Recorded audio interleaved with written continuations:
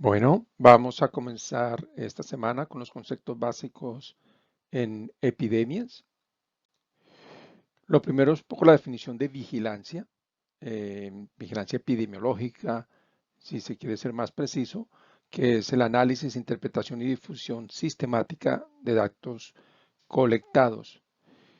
Y lo interesante con esta definición es que plantean que esos datos se colectan no necesariamente eh, priorizando exactitud o totalidad, pero prontitud. O sea, los datos deben estar lo más pronto posible, así haya un cierto margen de error. Y lo otro con una información básica en términos de tiempo, lugar y persona. Saber dónde está pasando, en qué momento pasa y a quién está afectando. Son tres elementos claves dentro de la vigilancia epidemiológica. ¿Cuáles son los objetivos de esa vigilancia? De un lado, detectar cambios agudos, o sea, la aparición de una nueva enfermedad o la explosión en el número de casos de una enfermedad que está presente, ¿sí? Mirar o cuantificar las tendencias, por ejemplo, si hay picos y prepararse para esos picos que pueden ocurrir, por ejemplo, en ciertos momentos del año con infecciones respiratorias.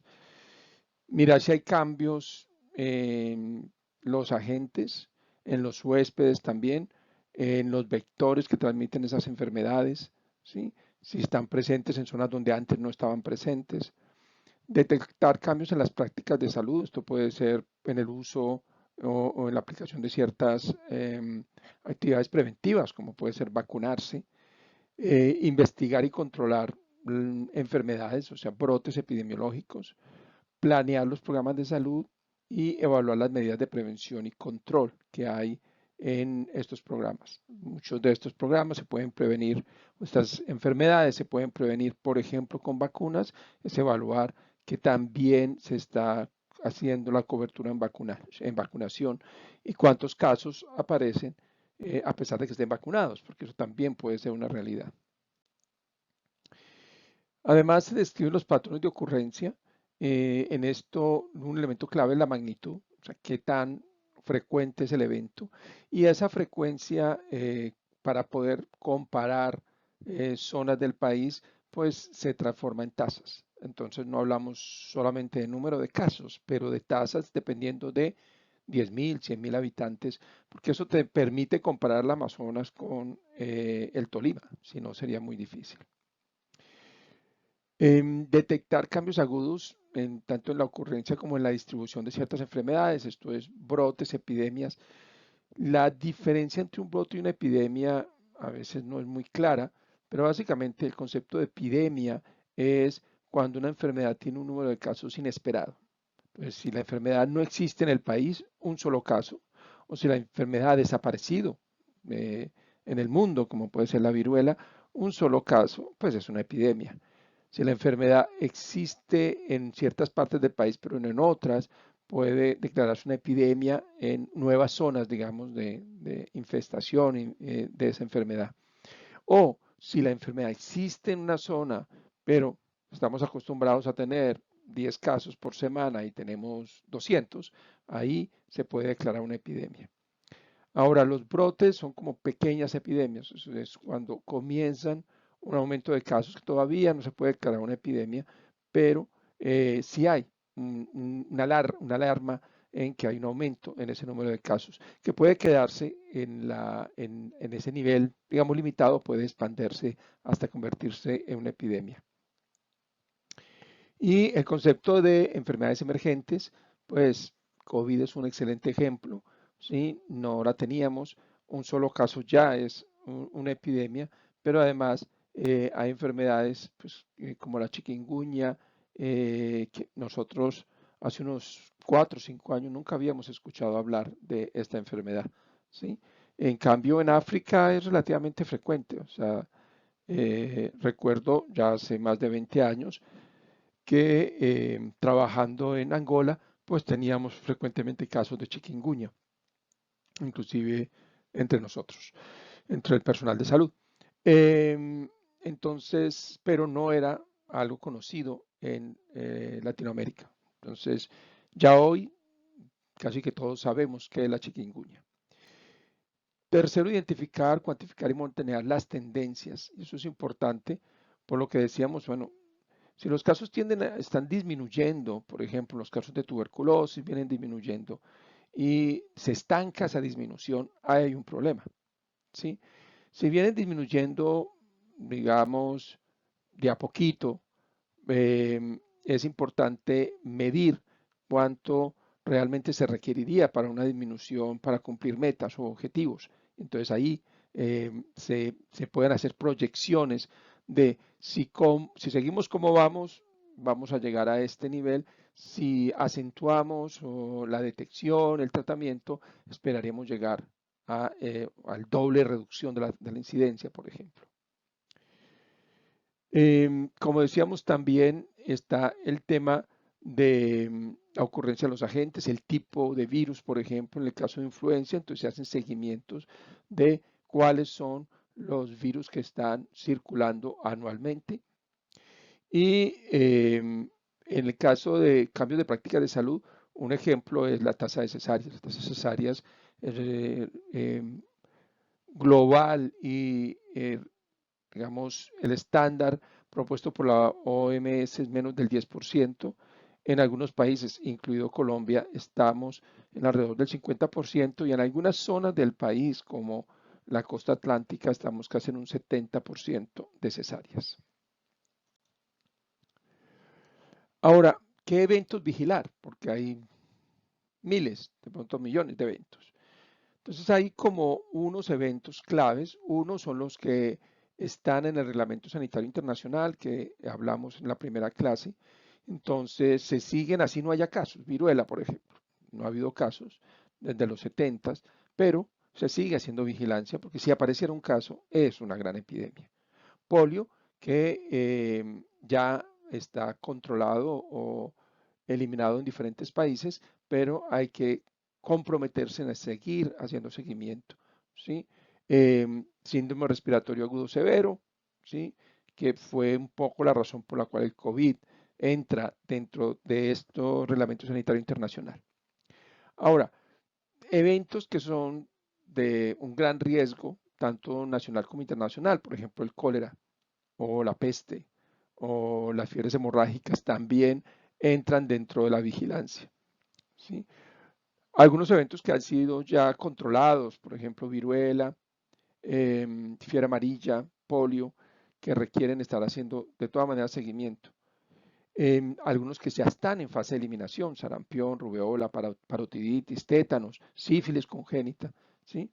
Enfermedades transmitidas con cortos periodos de incubación y sobre todo con alta mortalidad, como puede ser el cólera, el ébola. Enfermedades emergentes o reemergentes. Entonces aquí está el dengue, la malaria, la tuberculosis, el SIDA, el anthrax, ¿sí?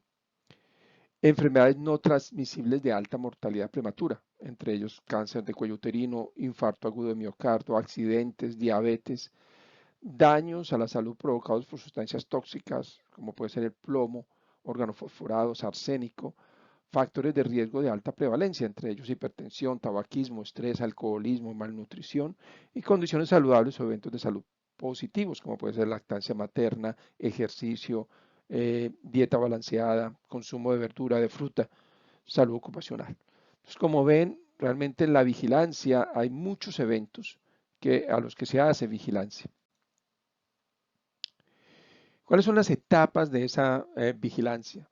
De un lado hay la recolección de datos y esto se hace en general para lo que es vigilancia de eventos de importancia en salud pública. Se busca hacerla de periodos muy cortos, o sea, semanal e inclusive hay el concepto de enfermedades de notificación obligatoria. Esto quiere decir que el momento en que aparece un caso se reporta al día, digamos, se reporta. Pero aunque no aparezcan casos o no sean de obligatorio reporte, digamos, inmediato, si hay un caso de rabia, por ejemplo, es de reporte inmediato. Pero si tenemos unos casos de dengue, pues podemos esperar y al final de la semana reportamos los casos de la semana.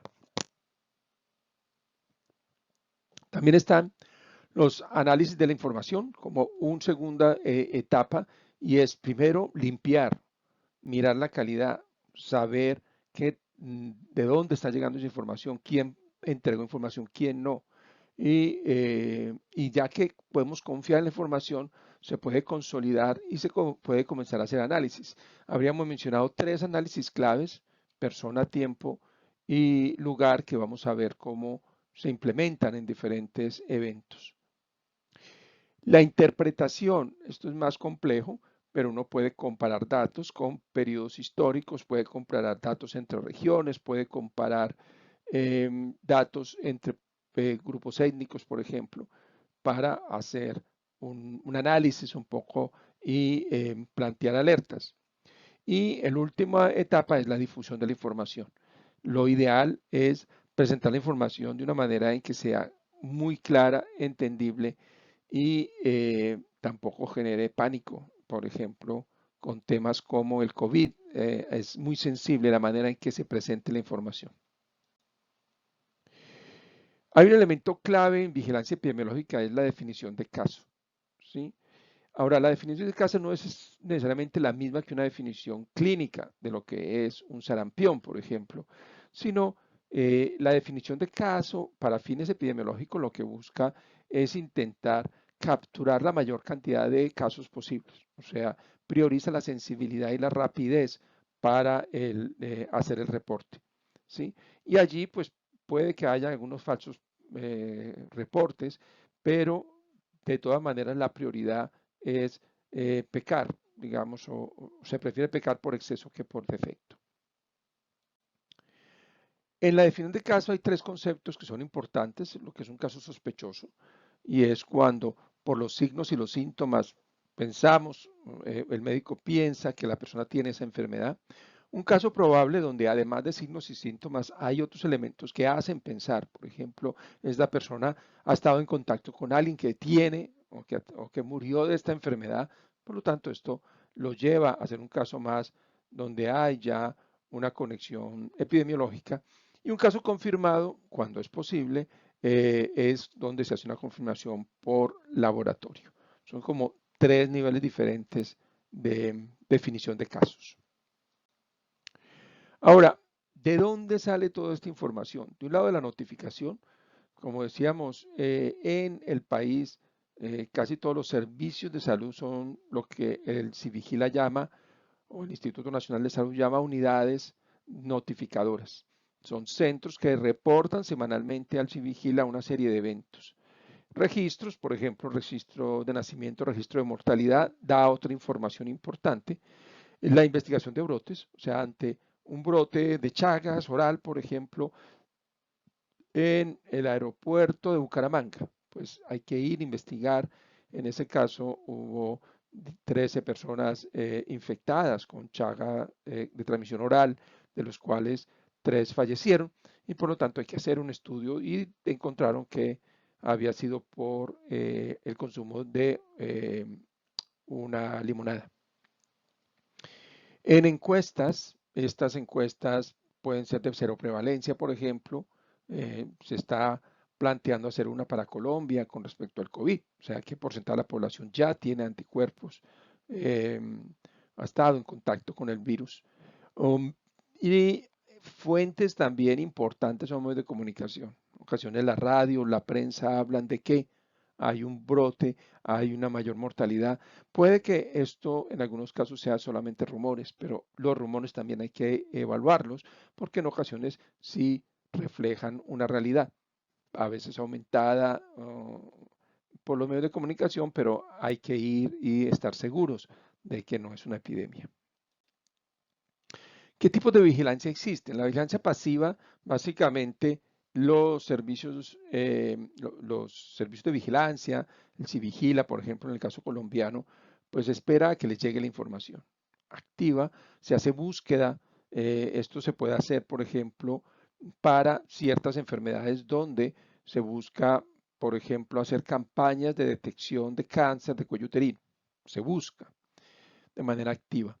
Y las centinelas existen, por ejemplo, para ciertas enfermedades, VIH, por ejemplo, donde no se hacen estudios poblacionales masivos, se hacen seguimiento, por ejemplo, en los bancos de sangre. ¿Qué porcentaje de personas que son donantes y que, digamos, están sanos, porque ellos donan y antes de donar se les hace unas preguntas y supuestamente la persona no tiene factores de riesgo y no está enferma, por lo tanto se les trae sangre si el resultado es positivo y si eso es un 0,5 y aumenta a un 1%, pues es preocupante.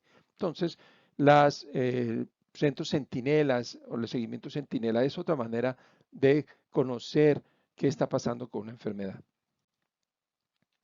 Ahora, la Organización Mundial de la Salud tiene claras definiciones y códigos para cada una de las enfermedades. Lo que utiliza Colombia y casi todo el mundo, de pronto algunas excepciones como Estados Unidos, es el código CIE-10. Allí entonces está clasificado todas las enfermedades. El A001, por ejemplo, es cólera.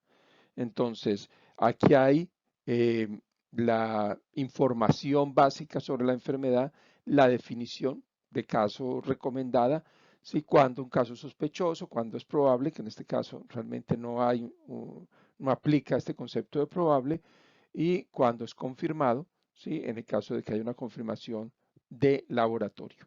Entonces, esto está muy estandarizado y la idea es que se utilicen las mismas definiciones y la misma manera de reportar el cólera, por ejemplo, porque, por ejemplo, el cólera hay 0,1 y 0,139 y esto marca una diferencia importante en la mortalidad. Por lo tanto, no basta con decir Vibrio cólera, hay que decir qué tipo de cólera. Ahora, en análisis de datos, ¿qué es clave? De un lado es establecer tendencias, ¿sí? Mirar qué comportamiento está teniendo durante los años, durante los meses, durante las semanas, ¿sí? Esto, si es semana, mes o año, depende un poco de la enfermedad y también depende del momento. Si estamos en un momento epidémico, posiblemente tendremos que hacer el seguimiento semanal. Si estamos en un momento no epidémico, con que se haga mensual puede ser suficiente, ¿sí? Mirar factores asociados, ¿sí? A aumento de casos y a la defunción, grupos etarios, etnias, regiones geográficas, etcétera, son claves tener esa información. Esto es un ejemplo de casos, en este caso de diarrea, durante los años. Entonces, lo que se ve, digamos, en general es que hay una pequeña disminución, no muy marcada, y hay años con picos, ¿sí? Y uno podría decir más o menos, cada 3, 4 años hacen un pico de diarrea que puede tener que ver con fenómenos como el niño, la niña, etcétera. Entonces, esta información va a ser útil, ¿sí? Pero genera una duda entonces, y es, bueno, si nos encontramos en este año, y, digamos, 2020 con un pico, pero cada 3, 4 años hay pico, ¿podemos declarar una epidemia o no? Esa es parte de las preguntas. Lo otro es, como decía, también se puede hacer semanalmente, ¿sí? Esta es una epidemia de cólera donde se ve, pues, digamos, un pico muy importante en estas semanas y una disminución, pero con una continuación de casos, ¿sí? Y puede haber una segunda ola, ¿sí? Esto ocurrió, por ejemplo, en Haití con varias olas, en parte porque la enfermedad se movía de un lugar a otro. Entonces, nacionalmente se veía así, luego bajaba, pero reaparecía en otra parte y hacía un nuevo pico. Para intentar definir si nos preocupamos o no, se han planteado los canales endémicos. La idea de un canal endémico es establecer como un margen máximo y mínimo en los cuales esperaríamos que los casos de este año estén. Ese mínimo, ese máximo se hace teniendo en cuenta los promedios de los últimos años. Entonces, si sabemos que en el mes de julio lo mínimo que se han presentado son 20 casos y lo máximo que se ha presentado son 40 casos, pues si tenemos 30 nos podemos quedar tranquilos, pero si tenemos 80 no podemos quedar tranquilos. O si tenemos menos de 20, ¿sí? Tenemos 5 casos, eso es lo que aquí se llamaría zona de éxito. O sea, estamos por debajo del mínimo histórico, ¿sí? Y si estamos muy por encima de los casos o de los máximos esperados a partir de ese promedio de los últimos años, entonces estaríamos en una zona epidémica. Si estamos de todas maneras por encima del promedio, pero no no llegamos a epidemia, estamos en una zona de alarma, ¿sí? Entonces, las vigilancia epidemiológica utiliza mucho los corredores endémicos, aunque también hay cuestionamientos y hay varias maneras de hacer corredores endémicos, lo que dificulta también la interpretación o el análisis cuando nos enfrentamos a un corredor endémico. Ahora, en la interpretación de la información, pues de un lado es importante confiar en los datos, entonces ya hablábamos de la necesidad de garantizar una calidad de esos datos. Segundo, pues reflejar o presentar lo que los datos nos dicen, pero plantear algunas hipótesis. Por ejemplo, esta población, esta zona geográfica está siendo más afectada, puede tener que ver con un problema de acceso a agua potable, por ejemplo. Y entonces se va a buscar información sobre cuál es el nivel de acceso a agua potable en esas poblaciones para intentar confirmar esta hipótesis. O este aumento en los casos puede tener que ver con migración, ¿sí? Entonces vamos a tener que diferenciar entre población no migrante, población migrante o población afrocolombiana, población indígena para ver si la etnicidad o el tipo de población está influyendo en esta información, en estos resultados.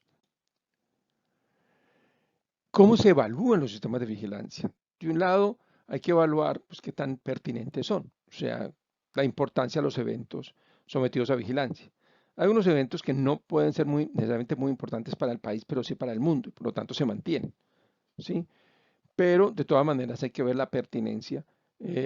Puede haber eventos que realmente sean importantes y no se estén evaluando y entonces hay un problema de pertinencia en el sistema de vigilancia.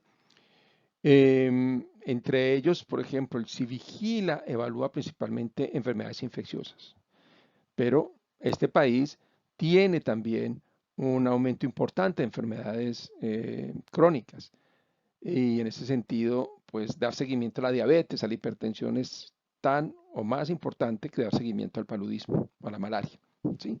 Por lo tanto, la pertinencia es un elemento claro. La utilidad, o sea, si con esta información no se puede hacer nada, pierde validez o pierde importancia la información que se está recolectando. El costo, si esa información, por ejemplo, se podría recolectar en la mitad de los lugares si tuvieran la misma información o en cientos centinelas y esto fuera igual y el costo es mucho menor, esto hay que medirlo. Y en general la calidad de la información, la calidad de los análisis. Algunos criterios cuando hablamos de vigilancia. De un lado, la sencillez. Debe ser lo más simple posible.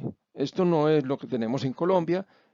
Cuando miramos los eventos que sigue el Civigila, por ejemplo, con el sistema de vigilancia en Colombia, se siguen más de 100 eventos y cada uno de estos eventos tiene un formulario bastante completo, detallado, que luego al final se usan 3 datos o 4 datos de toda esa multiplicidad de información. Entonces, el instituto ha intentado simplificar, hay algunos avances, pero todavía falta mucho para tener un sistema lo más sencillo posible. La flexibilidad, eso quiere decir que podamos sacar, poner información. COVID llegó nuevo, hay que saberlo agregar rápidamente, ¿sí? La aceptabilidad, o sea, en qué medida está siendo utilizado, en qué medida se valora y los usuarios o las unidades que reportan, validan o aceptan estas herramientas, la sensibilidad en que medida está detectando las epidemias, porque si lo estamos encontrando muy tarde, hay un problema de sensibilidad.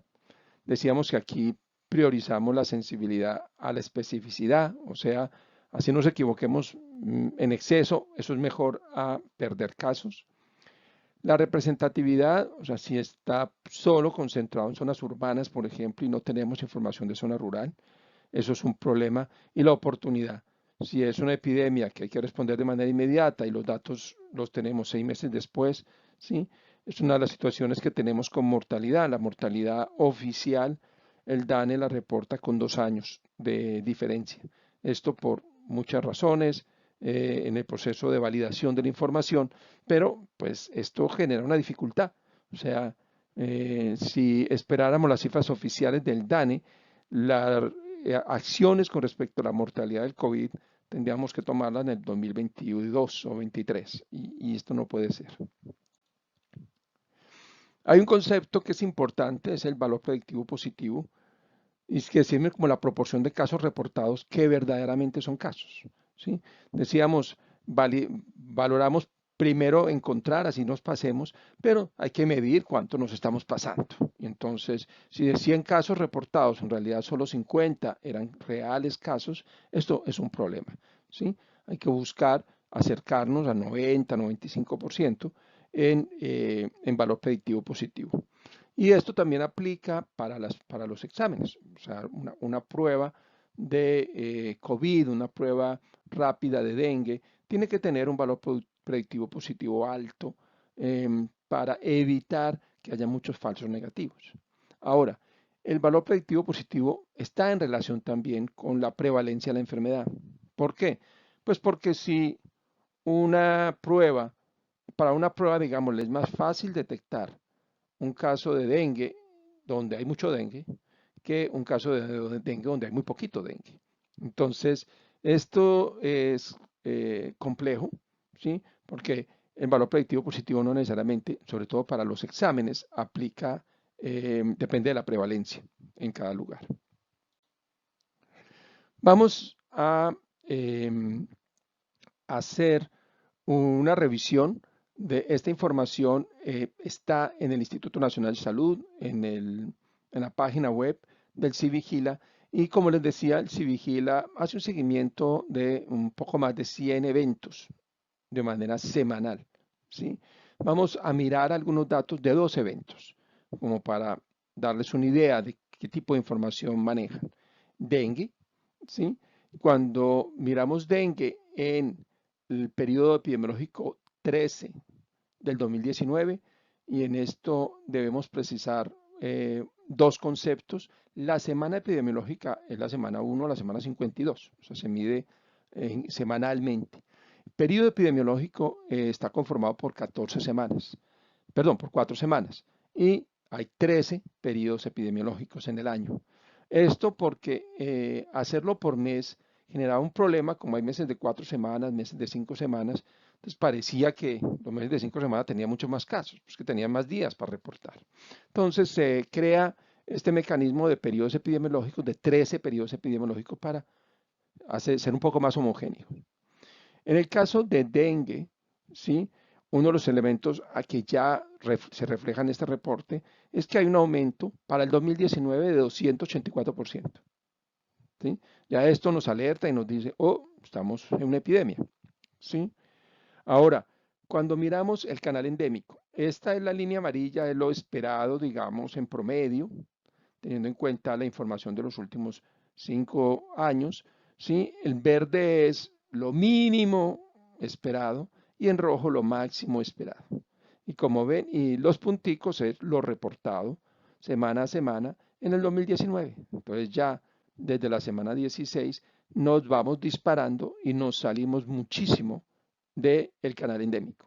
Por lo tanto, esto nos confirma que en el 2019, desde la semana 14 hasta la semana 52, Colombia estuvo en una epidemia de dengue a la que no se le hizo mucho caso en realidad. Ahora, ¿qué también hay que mirar? ¿Qué nivel de gravedad? Entonces, sin signos graves, 48%, con algunos signos de gravedad o de alarma, 50%, y casos graves, un 1%. ¿Sí? Ahora, 1% parece poco, pero cuando ya hablamos de 127.000 casos, un 1% de casos graves, comienza a ser un número importante de personas, de pacientes. Ahora, otra información que nos da el CIVIGILA y que es importante, ¿sí? Es en general cuál es la incidencia nacional por 100.000 habitantes y luego esa misma incidencia en cada uno de los departamentos. Y lo que miramos es que en rojo están los departamentos donde hay un incremento en la incidencia de casos de dengue, ¿sí? Que realmente son muchos, ¿sí? Leticia, pues Amazonas, Nariño, una buena parte de la costa atlántica, ¿sí? Y lo que llama la atención es que un departamento como Santander está como entre lo esperado, ¿sí? Mientras que algunos otros sí están manifestando una alarma, como Antioquia o Chocó, por ejemplo. Entonces, esta información es útil para plantear, oh, hay que hacer intervenciones en Nariño, en Amazonas, ¿sí? Hay otro elemento que en el caso del dengue es importante, lo decíamos para el cólera, y no basta con decir cólera, no basta con decir dengue, es que es definir el serotipo, 1, 2 o 3, porque depende de los serotipos que estén circulando, el riesgo de dengue hemorrágico, dengue grave, aumenta. O sea, Putumayo, Tolima, tienen más riesgo porque normalmente cuando a uno le da el primer dengue no se le complica. Le puede ir mal, pero uno se recupera. Cuando le da un segundo dengue, un tercer dengue, la probabilidad de hacer complicaciones graves aumenta exponencialmente. Por esa razón, dar seguimiento de los tipos de dengue es importante. ¿Sí? Amazonas está alto en incidencia, pero solo está circulando un tipo, el tipo 2.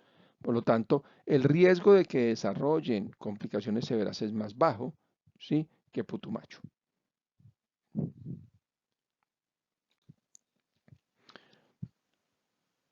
Ahora, cuando miramos las muertes probables por dengue, ¿sí? Aquí hay varios elementos, ¿sí? Entonces, por ejemplo, poner el caso del Tolima, ¿sí? Más o menos 30 muertes eh, probables por dengue, pero de ellas 18 se descartaron. En realidad no eran dengue.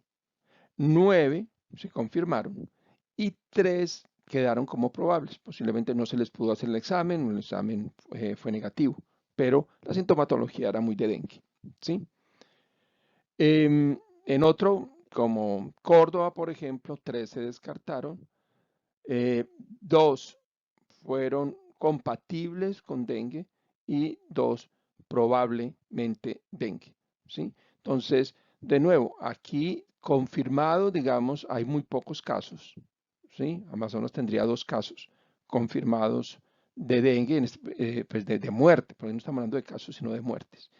Y mirando a quién está afectando, digamos, un poquito más a los hombres, aunque casi la mitad, un poco más al régimen subsidiado, principalmente zona urbana, que esto es importante en el caso del dengue, muy distinto a la malaria, ¿sí? No tanto a población mayor de 65 años, pero está afectando un número importante de población de menos de 5 años, 15%. Un 2% en gestantes, esto es un peligro para la mamá y para el bebé, ¿sí? Está afectando a 1.7 de los afectados en población afrocolombiana, 1% migrantes y 1.3% indígenas, ¿sí? Ahora, uno lo puede mirar al revés y es dentro de la población indígena, ¿cuántos afectados? ¿Qué tasa hay de población indígena afectada del dengue? Que es distinto. Una cosa es dentro de los casos o dentro de las muertes, ¿qué porcentaje fueron indígenas? Y otra es dentro de los indígenas, dentro de los casos, 1.600 casos, ¿cuánto representa para la población indígena? Y ahí se puede hacer tasas por etnias, por ejemplo.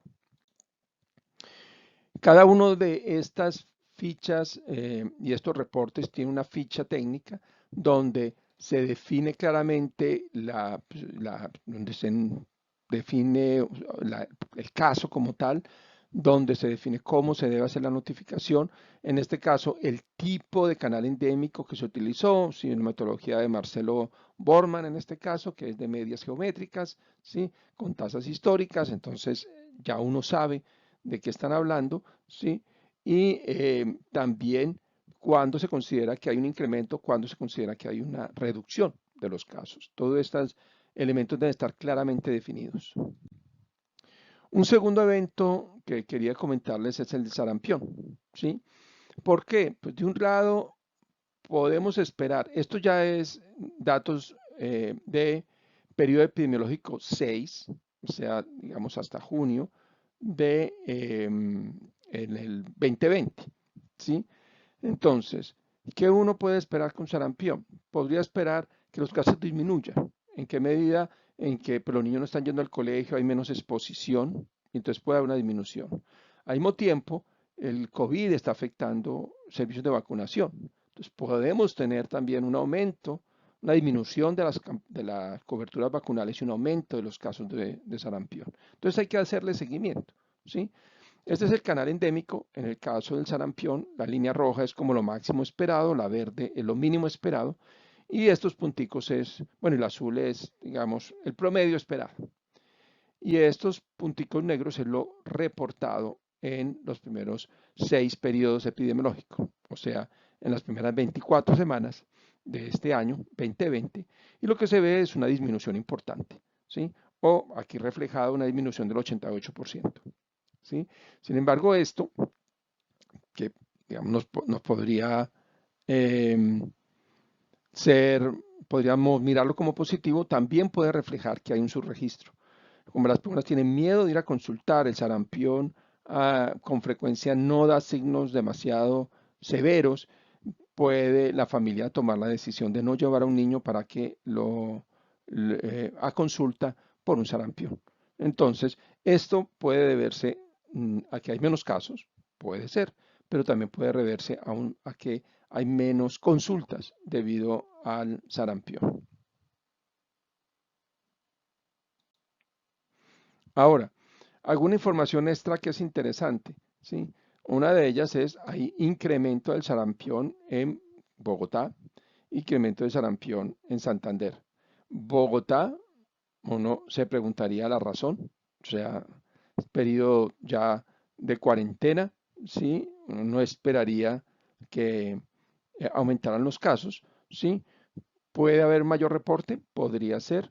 Y el caso de Santander, ustedes han escuchado que hay retorno de población migrante de diferentes zonas del país hacia, pues hacia Venezuela, pasando por Santander. Podría ser esa la explicación como una de las hipótesis que habría que confirmar.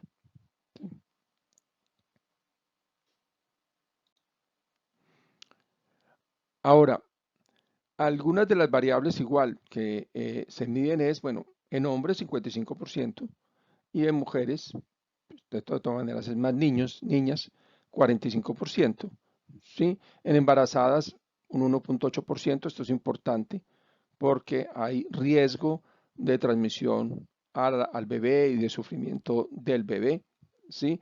Pues en niñas el 79%, o sea, 404 casos, ¿sí? Que en viajeros, ¿sí? Y pues sí, en extranjeros, 3.3%.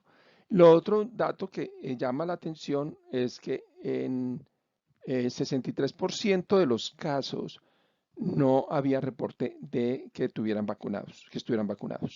37% que sí. Entonces, se supone que la cobertura vacunal en Colombia es alta, pero esto refleja que en las niños, niñas que han tenido sarampión, la cobertura en vacaciones es muy baja, sí, en realidad. Bueno, ¿qué más vamos a hacer durante esta semana? Durante esta semana, además de ver este video, vamos a hacer una tarea.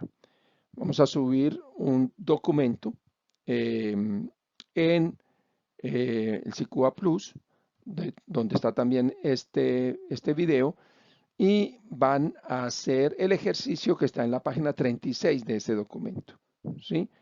En la página 36 se describe paso a paso una de las maneras de hacer un canal endémico. La idea es que ustedes hagan ese canal endémico y lo suban en tareas. Vamos a habilitar un link para las tareas en el día de hoy, ¿sí? Cualquier duda nos lo hacen saber a Isabela o a mí. Recuerden que la tarea debe estar subida para este próximo viernes. Hasta luego.